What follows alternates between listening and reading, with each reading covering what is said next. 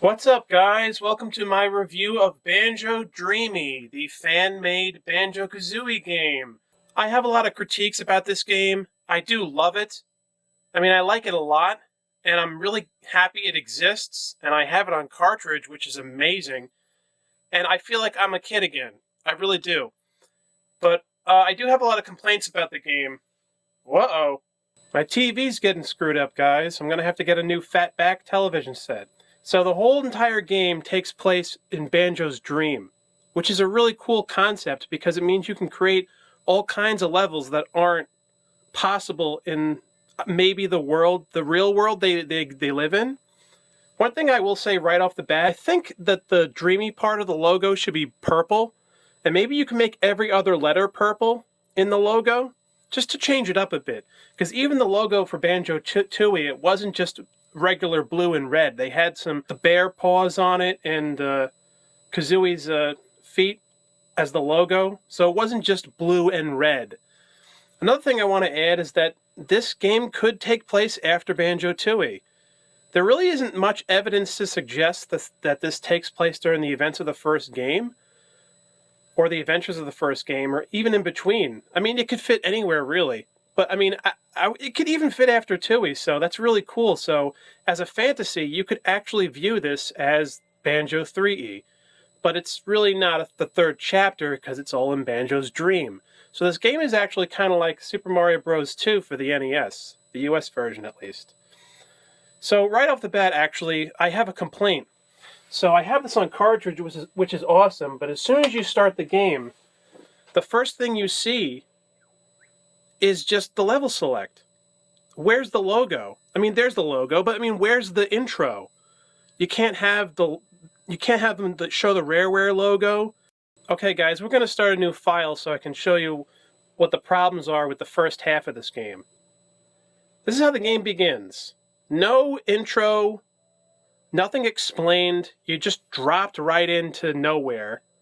And it's interesting the way it begins, but where's there a cutscene? You couldn't have a cutscene explaining shit? So anyway, the villain of this game is not Grunty. It's actually Lago, the toilet from Mad Monster Mansion. And I think he's also in Banjo-Tooie.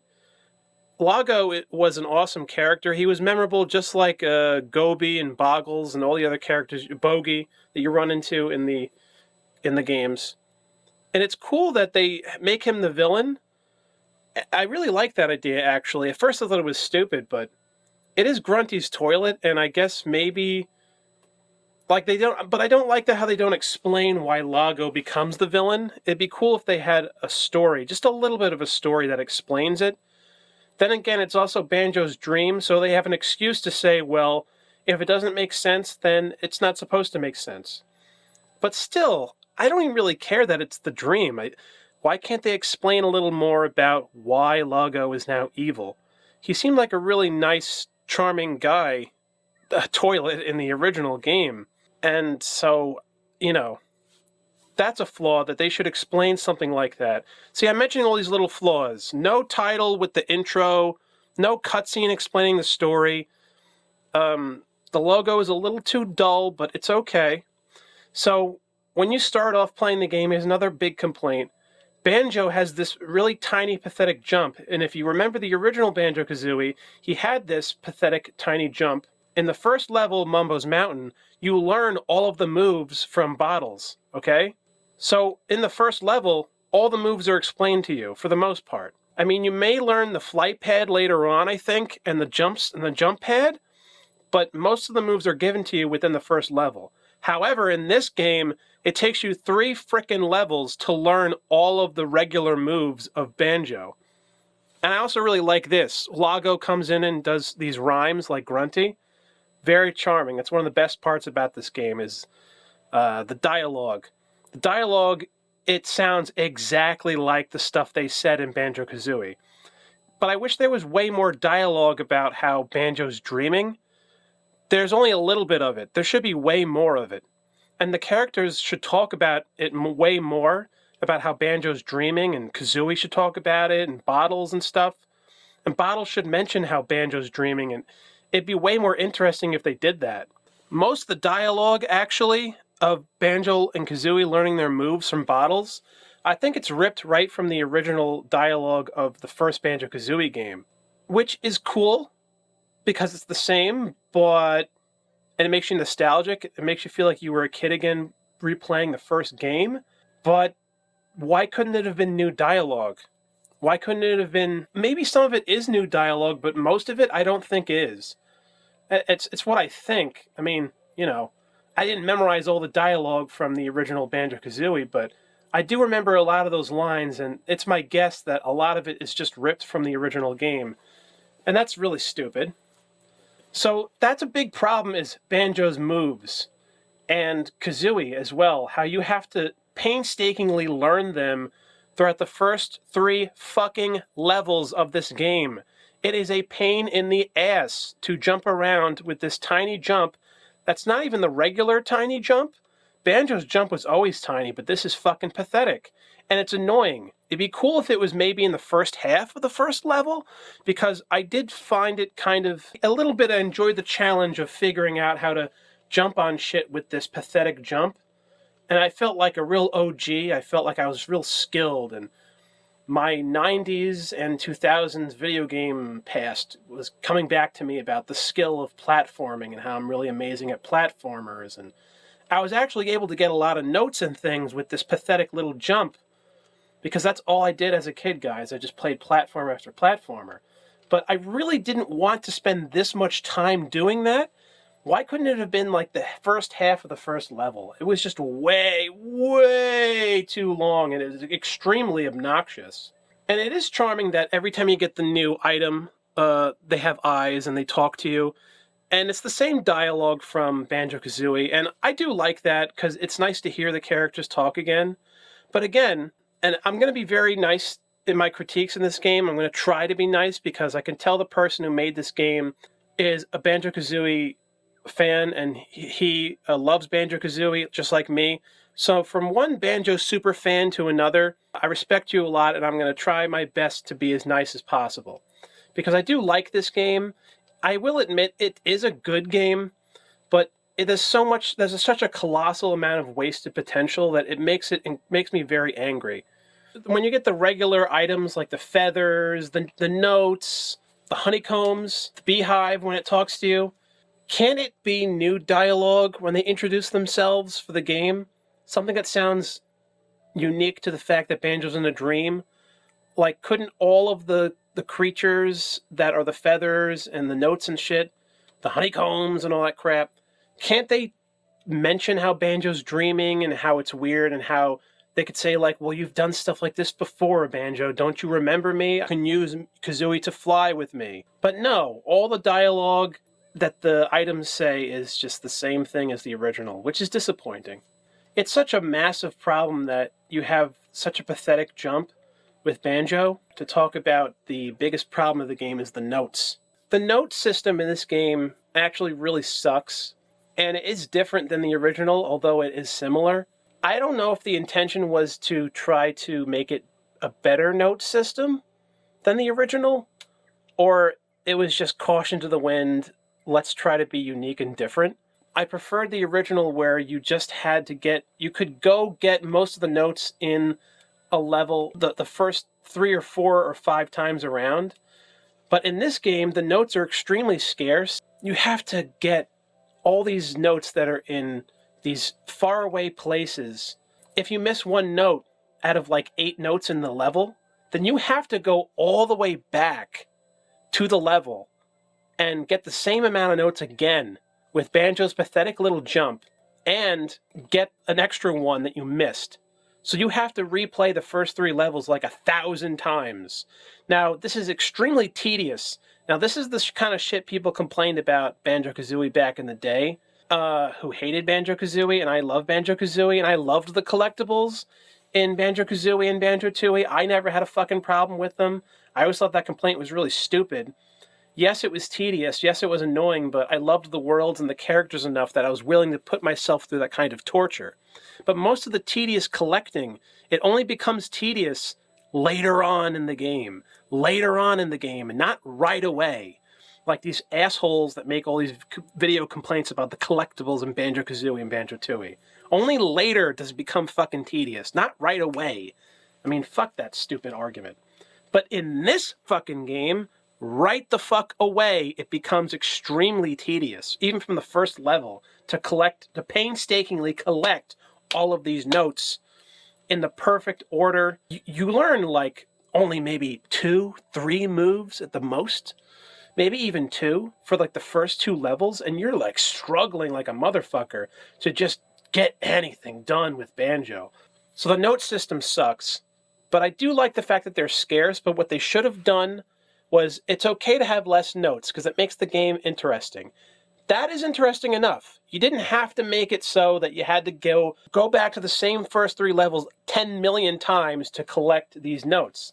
What you could have done was you see the note, you get them, and then you come back, they're all gone. So you collected those ones. So now you have to come back to the same level, and you can find another note to get the next one. If you're going to have less notes, that's the kind of system you should have done.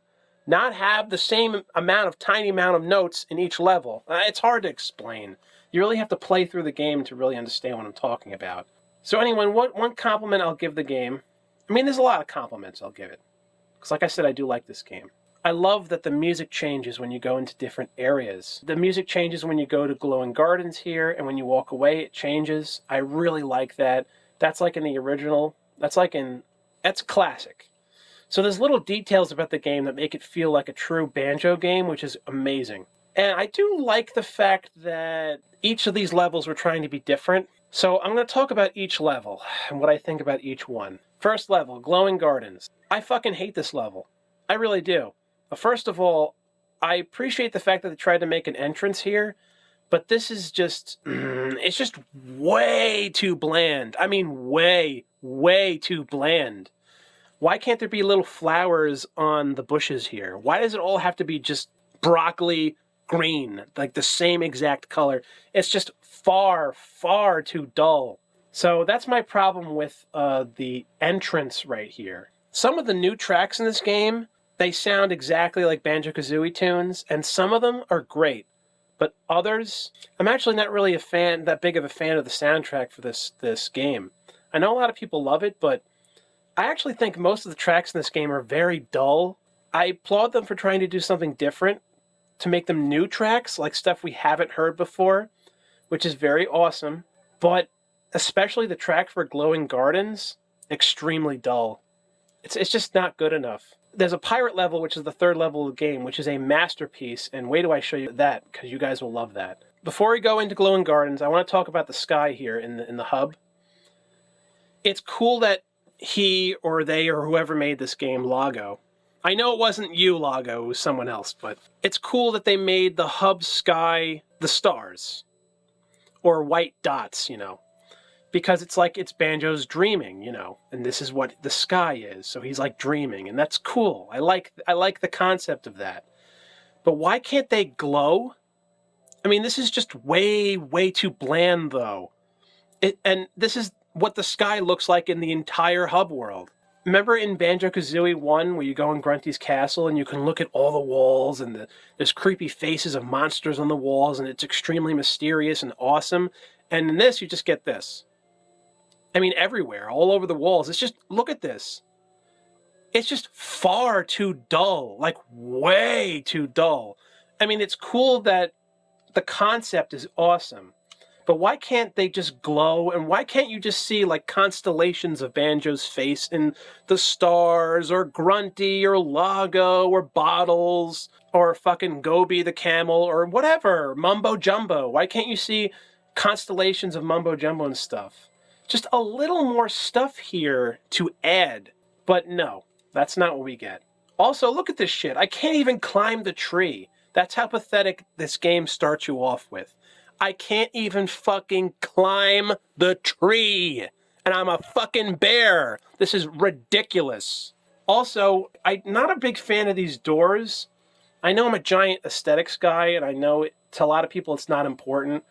But aesthetics are everything to me, and I know it's weird to complain about this little thing, but all of the doors in the hub world, they're just bland yellow. That's it. Remember how unique and cool the doors looked? And all the different pathways in Grunty's castle, they all looked different. And it was weird and creepy and cool. And here it's just dull, banana, yellow. No details. Like, it's all right if you want to make it yellow, okay? Because it's different than Grunty's castle, yes. Fine. But again, why can't there just be little gems on the sides here? Just a little bit extra, just a little bit more. This isn't good enough. It's not good enough. And it's like the hub worlds mean a lot. It's not just about the fucking levels, you know? All right, here we go. Let's go into Glowing Gardens. I fucking hate this level. Fuck this level. I do like some of the color here. I will say the flowers are not a bad touch, you know. They're colorful, right? But just everything is like, I don't know. This level's way too compact, and the music isn't good, and it's extremely boring, and there's really nothing to do. And in there sucks. And right here in number 1, there's like these numbers that you go into. I can't even climb it. I gotta talk to bottles. This is ridiculous. But when you go in there, it's pathetic. All right, let's go back to my regular file so I can show you guys all the moves I had to painstakingly collect. All right, I'm back, guys. And this is my first file where I did all the work already. So I got all of Banjo and Kazooie's moves, and the level is much more fun to play. And it wasn't fun at all to play with Banjo's just little jump and all that shit. So let's look inside this tree to show you guys the kind of horseshit that's in this tree. This tree is reminiscent of the Christmas tree in Freezy Peak, I think in the original. But now I have all these extra moves that you should have already. But when I had Banjo's little pathetic jump, I had to painstakingly jump just precisely and perfect enough to land on each leaf and not fall and get all these little notes on this fucking tree in this little thing here. And it was a giant pain in the ball sack. It took me like 100 times to do it. I hated it. It drove me fucking insane. It made me angry. But here it's a breeze because now I got his big jump and everything's fine. So one thing another compliment I'll give it is when you die in, say, a section like this, you don't lose all your notes and you don't get a game over or lose a life either. So you can fall off a cliff in the levels and it'll send you right back and everything's fine. That's a huge, awesome thing in this game. I will give it that compliment. And if that wasn't there, man, that would have made a lot of people extremely mad. It would have brought down the game an octave if that wasn't there. I do like the use of the classic villains in this game, like the regular villains you run into, like this goblin or whatever, the ghost from Man Monster Mansion. They are overused a little bit much in this game, but whatever. I don't know why I don't like this level. I think it's just the bad memories of playing through it with just having 2 moves. It just left a bad taste in my mouth. It is frustrating, too, how everything is way too big. Like, why are the lanterns this enormous? Like, you have to stand still and zoom to admire all these giant lanterns, because when you're just walking by it, you can barely see them. So what's the point? Why couldn't they be just a little smaller? What is really cool is the way they utilize the color in this. It's great. I mean, look at this right here, the detail. The color of this game is great. The lantern, the red lantern, it shines red on the fence here. They thought of that shit, because normally the fence is just supposed to look like this. That is awesome, that detail. That makes it feel like you're back in the day playing a new Banjo game. By the way, do you guys recognize this fence? I believe this is the fence that was in Banjo-Tooie, the carnival level, whatever the frick it was called. That had the UFO in it, the aliens or something. So most of the assets are actually from Banjo-Kazooie, and I think only a little bit are from Tooie. So let's take a look at the second level of this game, which is this mine here, Twinkling Tunnels. Well, it definitely reminds you of that level in Tooie, the Glutter Gulch Mine or whatever the frick it was called, whatever the fuck it was called. That was a memorable level, right? So this is similar, but different. I like this level better than the first level. Fuck that first level. glowing gardens, glowing shit. But twinkling tunnels, it's not bad. Well, I don't know. It's okay. I'm not going to say it isn't bad. I like this level, but I have a lot of problems with it. I do dig the fact that it's the tunnels with the crystals. It reminds you of Snow White and the Seven Dwarfs. But why do the crystals all have to be light blue? Why are they all the same fucking color? And how come they're not twinkling? You take the twinkles from the jiggies in the original and put them on the fucking crystals. Why are they all just dull? Why are they all the same fucking color? Why can't they be red crystals, green crystals, purple crystals? Why are they all light blue? Are you fucking kidding me? Anyway, so I dig the fact that there's skeletons in this level. I think that's neat. Again, it took an eternity to get these two pads, by the way. When you start off the game, you can't even access them. This game is way too stingy on the notes, and also way too stingy on the moves. It's like everyone's played Banjo-Kazooie who are the fans, so we already know all of the moves. We don't need to be retaught them or any of that shit. And it might not be the point is to reteach us. Maybe the point was just to try to add more challenge to see what you can do with a little move set. But why can't you start the game off with maybe 4 moves, and then you can learn about this move and the flight pad and maybe one other move later, like the ground pound move or the beak buster, whatever it's called. Why can't the game start off like that with like at least 4 regular moves? Why does it have to be nothing? So there's not too much else to say about this level. It's just way too bland. Like, I appreciate that the fact that they're trying to be different here, but that's the problem. Here is a good spot. I like this part in the game. It's cool. You see the jiggy coins, even though you don't collect any jiggies in this game. I don't know why I'm not disappointed by that. I'm not disappointed by that because it's different, but couldn't there be a jiggy, at least one jiggy you get in the game? Why is it fucking nothing? The jiggies are important, right? Can't you just collect 3? Do they have to be completely gone? Someone else did the same thing when they made Crash 4, where in that game all you do is collect the gems. They completely ignored the crystals. What about the fucking crystals? You couldn't have any crystals in that fucking game? One thing I will say, but a compliment I'll give to the game, is that it encourages exploration, and it's very mysterious. So you're going to be replaying the first 3 levels a lot, and you'll discover these areas that you never knew were there before. And when you discover them, you get really excited, and you feel like you're amazing because you figured it out.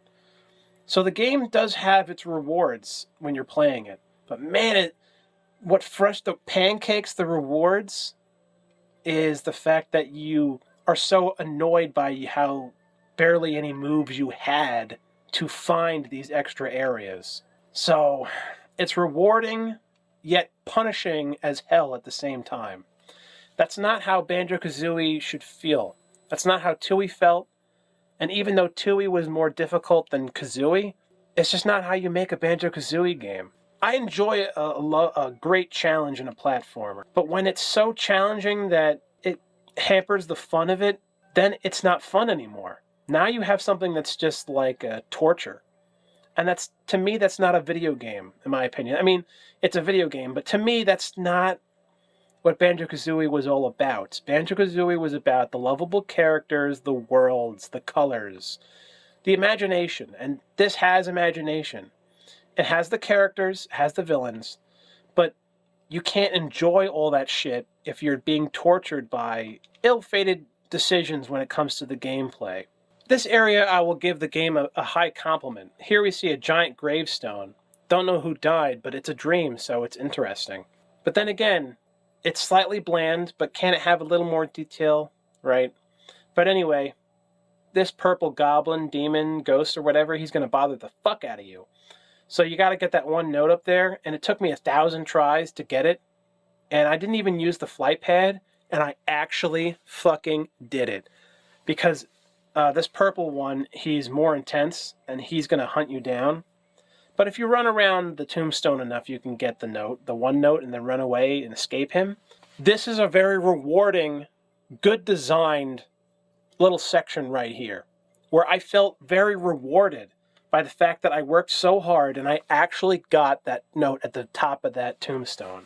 That was awesome. This little area is where I'll give the game a compliment, that they gave a good challenge that was frustrating, but you felt so rewarded from earning it.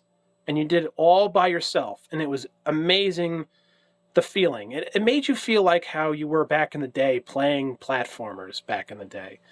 So that's where the game shines, where there's enough challenge. Like this is how the rest of the game should have felt, but it doesn't, though, because of the stuff I was mentioning earlier. If we just had the regular moves, then I wouldn't feel so fucking jaded and angry about this game. Another thing I'd like to quickly add, although it's really not that important, is that Tootie is not in this game, despite the fact that she appears on the menu, which is cool, because at least her image is there. And it's ironic that the Jiggy image is here, but there's no Jiggies in the game. It makes sense that Tootie's not in the game because she has nothing to do with this world. I don't know. I think Tootie should have been in the game. It bothers me, actually. Because remember in Banjo-Tooie, you saw the milk carton, and it had Tootie's face on it, and it said, "Gone missing since Banjo-Kazooie." So it's like they forgot about Tootie in the plot of Banjo-Tooie.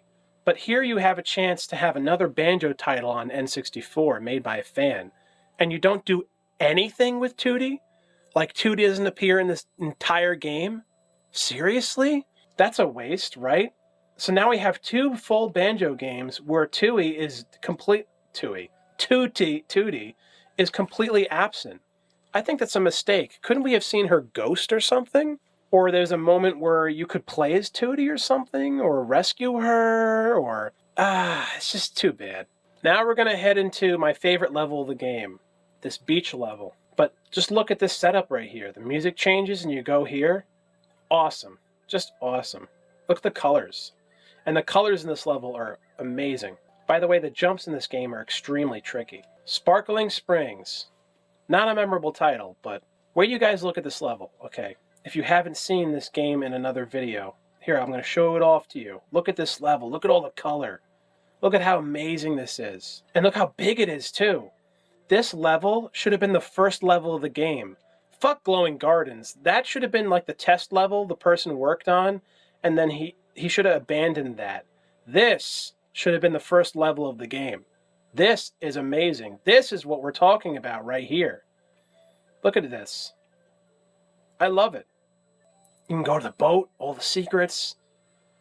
And the shark from the original returns. That Snacker, whatever his name is. Oh my god, remember how memorable he was in the original game? Remember how scared you were as a kid when you were playing it? And you hear the sound and you could easily get killed by him? He's such a memorable rare character, Snacker. He's such a lovable icon of the 90s, Snacker. I always loved that character, and he scared the shit out of me when I was a kid. What's cool about this game is because of the graphics, he like goes into the ground. So it was great to see him again, but he always pissed me off. This is what the first level should have been.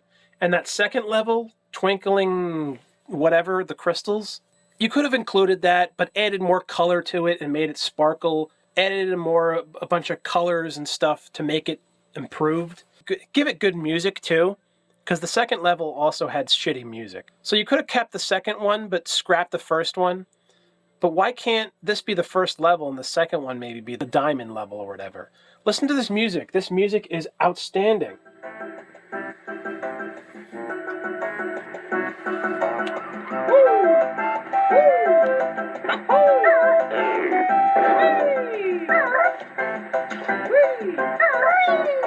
This is Banjo-Kazooie music.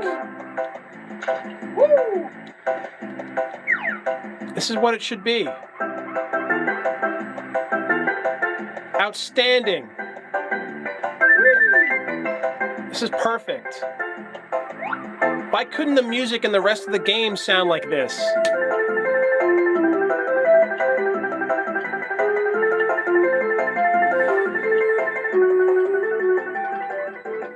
What's really cool is that you can actually go inside the volcano, you can go inside the top and the entrance here. You can find Blubber the pirate who's crying again. It's awesome. There's a picture of ukulele in there. I love it. But this level is exactly what the first level should have been. The one complaint I'll make about this level, though, even though I love it, is these doors to the houses. I can't believe that the person who made this game didn't allow you to go inside any of the houses. I do the beak breaker, everything. I can't go in any of the fucking doors, to all of them. Can you believe that shit? I thought this was a game that encouraged exploration and secrets. And you can't break any of the doors of the houses? You know how much of a tease that is? Remember when you were a kid and you saw this kind of stuff and you were like, oh, how do I go inside? Is there a way? There's a secret? Come on, there's gotta be a way. There's gotta be a way. Then fucking nothing.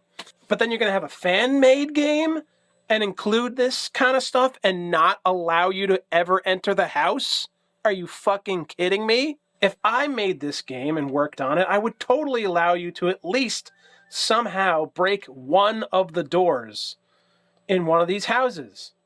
And also, there's a chimney up here with a piece of wood that is blocking you from going inside. So I thought once I unlocked the beak breaker, I forget what it's called, the slam move, right? I thought this would unlock the chimney to go inside the house, but nope, no fucks given. I mean, come on, guys. Are you serious? Damn. So here's a secret passageway in the third level, and I want to show you guys this, just to compliment this game. This is an amazing little section in the game. All the color here. Oh, man, just look at that. Isn't that amazing? The lava lamp. I love it. It's just so... It's great. I mean, this is like chef's kiss. This hidden cave. Like, the third level is... It just kicks the teeth in of every other level in this game. All the levels in this game should have been like this beach level. I don't understand. Now, some of the later levels, they're better than the first two, you know. Also, here's what I really love. You go underneath here, and you think you can't swim because it's green water, because, you know, that hurt you in the original, right? And there's lava underneath the green water. It doesn't even make any logical sense. But that's what I love about it, is that it's a dream, so it doesn't have to make sense. I mean, look how cool this is. The fact that they thought of this. Don't touch that lava, otherwise you'll die. I mean, just instantly. Just lava under the water and the way it looks and the colors. Fantastic. Before we head to the fourth level in the game, I want to talk about a flaw that this cartridge or the game has. And I think it's on cartridge, because when I see people play this on their computers, I notice it's not really the same. So I'm really pissed off at this. So when I save and quit, okay, watch what happens.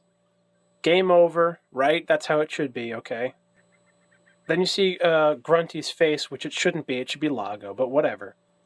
Then the game puts you here. And this is how the game should begin when you start a new file, but it's not. There's no music, and it's amazing, right? You're just walking around, you're creeped out, it's surreal, it's awesome, it's dreamlike. You're a little scared, but you're also curious at the same time. It's amazing. You look up here. That's reused from the tunnel when you look up before you face Grunty, the final boss of Grunty in the original. That's where they took that asset from. You head down here, and watch what happens. It goes white. Now you start here. Remember when I showed you, when we started a new file? This is what happens when the game begins. It just drops you down. They fucked up on the cartridge.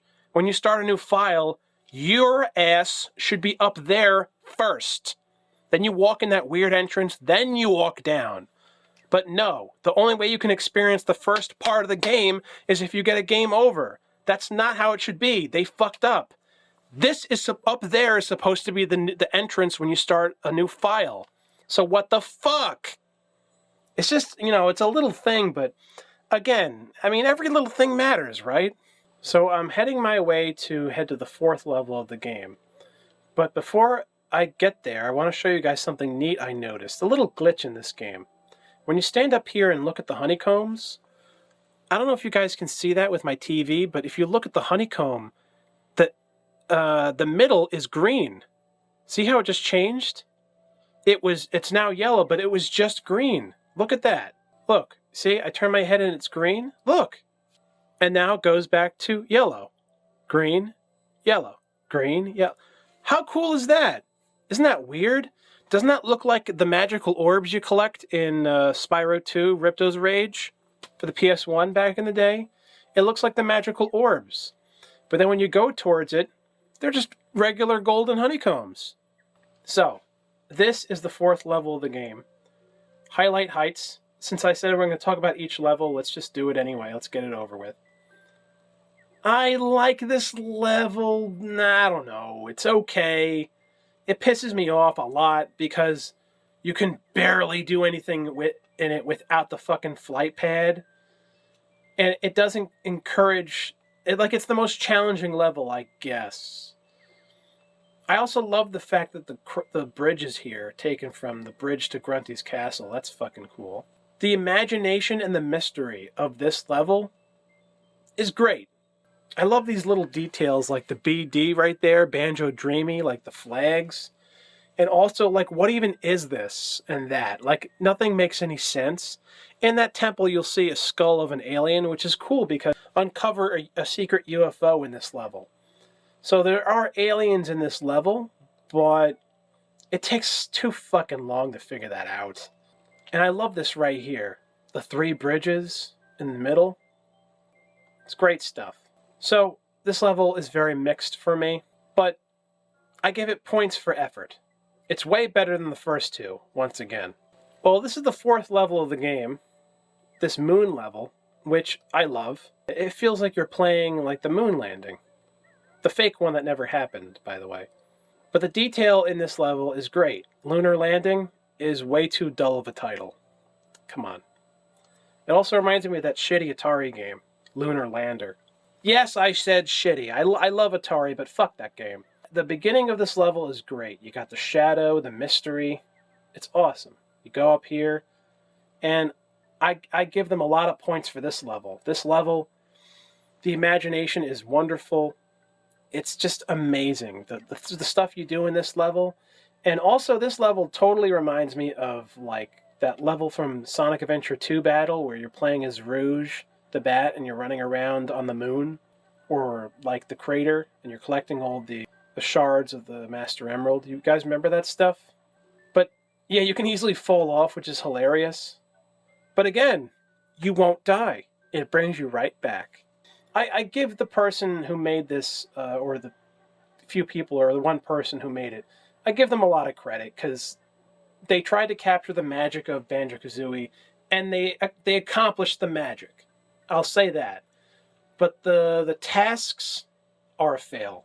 They're way too annoying, and they take away actually from the joyous experience of the wonderment of the worlds he created.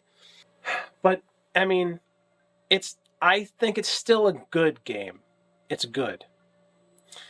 And also, I doubt I'll get past this level because, I don't know, I heard the last 3 levels of the game, they're super difficult, but they look way better than the first two levels. So why couldn't the first 2 levels be scrapped? Damn it.